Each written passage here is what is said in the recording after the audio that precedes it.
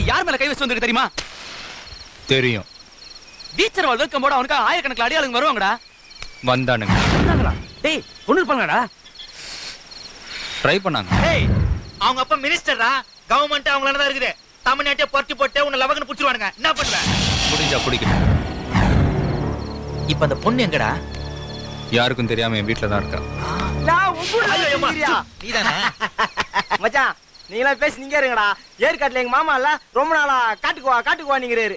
நான் போயிட்டு ஒரு 7-8 வருஷம் கழிச்சு வந்துடுறேன். டேய் என்னடா? பின்ன என்னடா, கம்பியில போற கரண்ட புடிச்சு கக்கத்துல விட்டுனுக்குறான். இவங்க அப்பா பெரிய போலீஸ்காரு. அந்த ஆளுக்கு தெரிஞ்சுன்னு வச்சுக்க, மொத்த பேர் அள்ளின்னு போய் காட்டுவாரு. நான் என் பாட்டி வீட்டுக்கு போயிட்டு 10 வருஷம் கழிச்சு வந்துடுறேன்ப்பா. அவன் என்ன நம்பி வந்துட்டா. எந்த பிரச்சனை வந்தாலும் ஒரு கை பார்த்துட்டு பாஸ்போர்ட் விசாலாம் எடுத்து அவளை அமெரிக்காவுக்கு அனுப்பி வைக்கணும். உங்களால முடிஞ்சா கூட இருந்து ஹெல்ப் பண்ணுங்க, இல்லனா கிளம்புங்க. டேய் மச்சான் ஒரு முடிவு எடுத்துறானா அதை மாத்தவே முடியாது. என்ன நடந்தாலும் சரி நாங்களும் அவன் கூட இருக்கிறோம்.